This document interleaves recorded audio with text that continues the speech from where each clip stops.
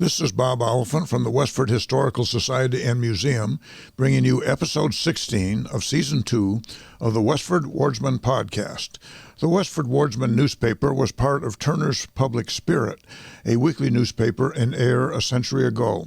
In this episode, we'll be reading the Westford Wardsman for the week ending Saturday, April 17th, 1909. I'll elaborate on what was happening in Westford 114 years ago as we read. The first section of April 17th was the About Town section. Miss Harriet F. Butterfield celebrated her 19th birthday at the home of her aunt, Mrs. E. L. Mann, on the Acton Road last week, Thursday evening. Westford, Acton, Carlisle, and Concord were represented. Miss Butterfield received many notifications of appreciation, including a birthday cake of 19 candle power from her aunt, entertainment with ice cream, games, singing, phonograph selections, and reading by Frank Wilkins of Carlisle.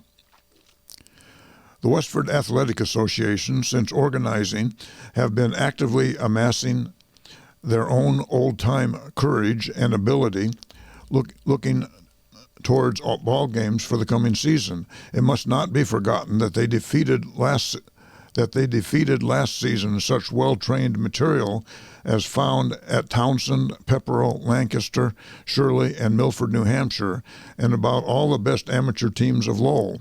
In order to get back into the old victorious swing of arm and limb, the association will hold a dance at the Town Hall Monday evening, April 19th. The North Middlesex Federation of Young People Societies will hold its spring meeting with the Chelmsford Society at the Unitarian Church Saturday, April 17th at 2 p.m. Delegates are expected from Ashby, Ayer, Groton, Stowe, Littleton, Tingsboro, and Westford. The next Sunday evening meeting of the Enterprise Club will be led by Miss Gladys Fletcher, subject Reverence, as illustrated by the life and writings of the poet Longfellow. The next meeting of the Fortnightly Club will be held Friday, April 23rd. It will be Young Folks' Evening with some old folks thrown in for balance. Mrs. H.C. Dege, that's D-E-G-E, will be Teamster of the evening. Samuel L. Taylor has peas up, not washed up by the rain or scratched up by hand-scratching apparatus, but real springing up. And why not? He is under verbal contract to furnish one of his tardy neighbors with peas for planting from last year's raising. It is time something was getting up. The next section is a death. Mrs. Julia Hutchins, wife of Melbourne F. Hutchins, died at her home on the Concord Road last week, Thursday afternoon, aged 70 years. She had been in her usual good health until suddenly stricken with a paralytic shock. That is a stroke. Deceased was esteemed for the varied uses that a quiet life can devote itself to, and impressively demonstrated the truthfulness of the old proverb, "Greater is he that ruleth his own spirit than he that taketh a city." That's from Proverbs 16, verse 32. She is survived by a husband and 2 brothers. Her son, Charles W. Hutchins, died at Colorado Springs at the age of 21 years. The funeral took place last Saturday afternoon and was largely attended by relatives and friends. Reverend Benjamin H. Bailey was the officiating clergyman. Several selections were sung by Edson G. Boynton, Lillian Atwood, Mrs. Charles D. Colburn. Burial was at West Lawn Cemetery. The next section is called Marshall's Hall. That expected and planned for lease of Marshall's Hall has after all fallen through. The injured have not yet been heard from, and to what extent.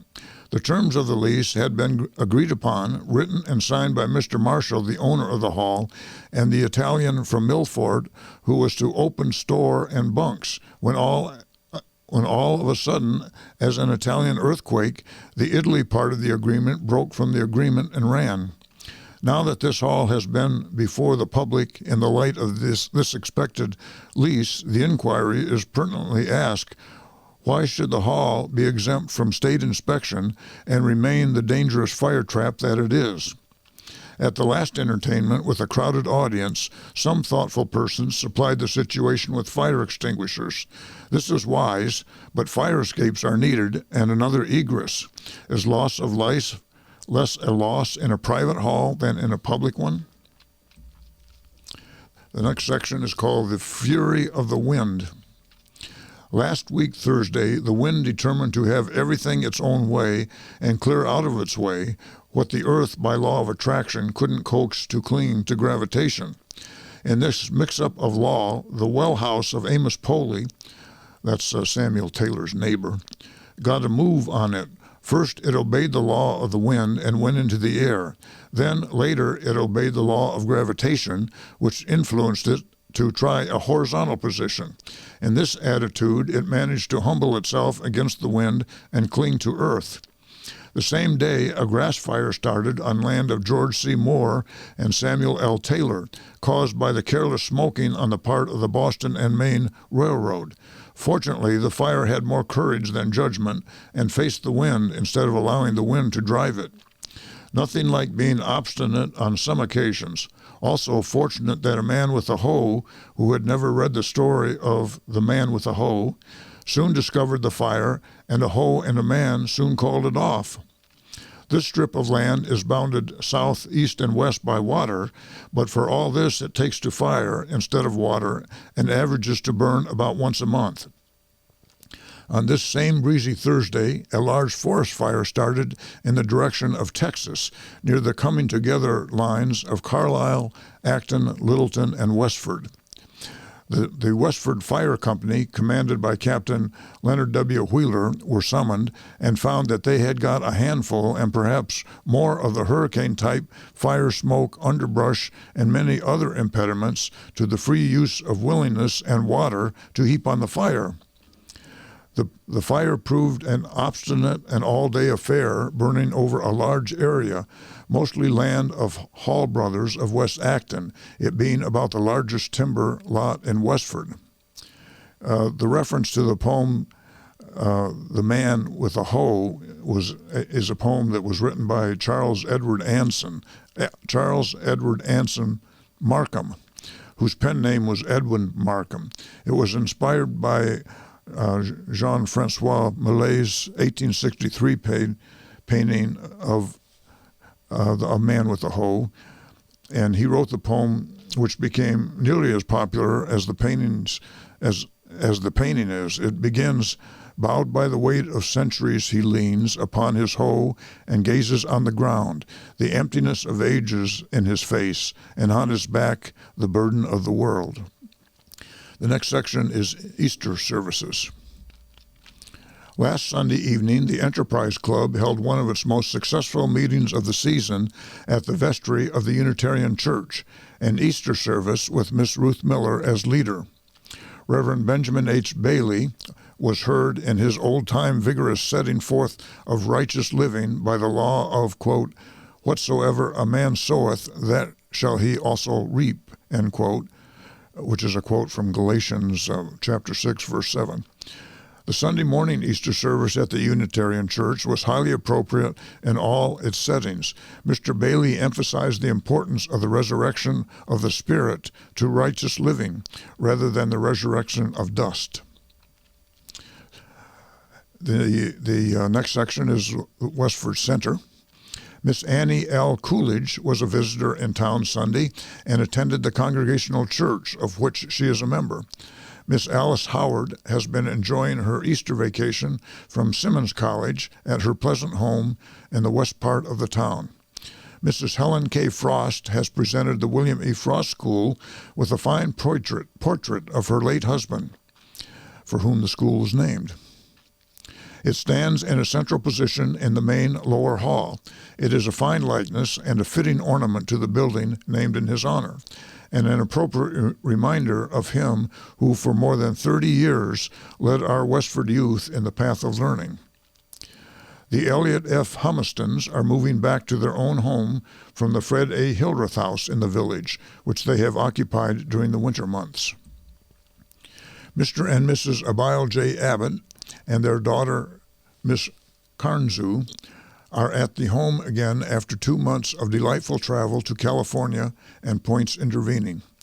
Mrs. James Marshall has been the guest this week of her son at the Congregational Parsonage, Reverend Charles Marshall. Mrs. Hiram Whitney sails this Saturday on the Romania for a European trip. She goes with her children, Mr. and Mrs. Walter Wright. These last expect to be gone about 2 months, but whether Mrs. Whitney will remain longer will be determined later. It is a Mediterranean trip, and they will first land at Naples. The good wishes of their many Westford friends will follow them in their journeying. The old firehouse, which has stood behind the townhouse for so many years, was removed last Saturday to Parkerville, as per vote of the town. The ladders, buckets, hand pumps, shovels, etc., formerly stored there, are now cared for in the new hose house. In spite of the good welcome wet rain Wednesday afternoon, a successful food sale was held by the ladies of the Congregational Church at the pleasant home of Mrs. John P. Wright. The good cooking, attractively arranged on the long dining room table, was wholly sold out. Ice cream was also on sale during the afternoon, adding to the sociability. This was all sold, and altogether a good sum netted for the treasury. This enterprise is to defray the expense of the new lamps recently purchased for the vestry. Saturday, April 10th, a small grass fire developed from a rubbish fire kindled by H.F. Leith under a permit from Forest Warden Healy. This was small only because of quick response and active work by the members of Hose Company No. 1. Tuesday was an unlucky 13th for woodland owners with 3 fires, one caught during the noon hour from sparks from a portable sawmill of Oscar R. Spaulding's in the south part of the town. Quick work by the sawmill gang, aided by the road department force, who were there for dinner, prevented serious loss, as much sawed lumber was nearer as well as the mill. The next section is Easter.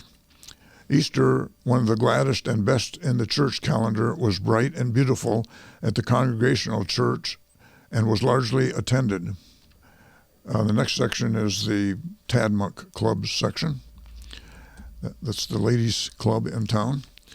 At the Tadmuck Club at Library Hall Tuesday afternoon, Charles O. Prescott sustained the afternoon's program most acceptably. This is not the first time that Mr. Prescott has won the gratitude and appreciation of the members with a travel talk. Tuesday's was the last of a series of 3 which have been given at intervals during the season. The subject was India, which is a little out of the beaten track of tourists and the more interesting and instructive on that account. It was reminiscent of a trip Mr. Prescott took some years ago. This great country of the Far East, with its many class distinctions, complicated religious, moral, and educational conditions, were portrayed with eloquent simplicity. Also its climate, vegetation, and wonderful architectural beauty. Mr. Prescott completed his talk with an account of the wonderfully beautiful temple of the Taj Mahal, which may easily be classed as the 8th wonder of the world. He was aided in his descriptions with a particularly fine set of views loaned by the Library Art Club. Reverend Benjamin H. Bailey supplemented the program with selections from Matthew Arnold's masterpiece, The Light of Asia. Actually, it was the English poet and journalist Sir Edwin Arnold who wrote his masterpiece, The Light of India, in 1879. This book, written as a long poem, describes the life, character, and philosophy of Siddhartha Gautama Buddha, who was born about 563 BC and died in 483 BC, and was the founder of Buddhism. Matthew Arnold, who was born in 1822 and died in 1888, was a contemporary of the English poet Edwin Arnold, but was not related, and apparently they did not much care for each other, according to an article in the New York Times of March 30th, 1904. The next section is Graniteville. Fred Saunders of Nashua has been a recent visitor at the home of Mr. and Mrs. Joseph Wall in this village. Walter and Fred Longbottom of Arlington visited friends here recently. Mr. and Mrs. John Quinn of Lawrence have been recent guests of Mr. and Mrs. Frank L. Furbush in this village. The next section is called Funeral Service. The funeral of John Payne, who died on Wednesday, April 7th, took place from the home of his son, James H. Payne, on last Saturday morning at 8 o'clock.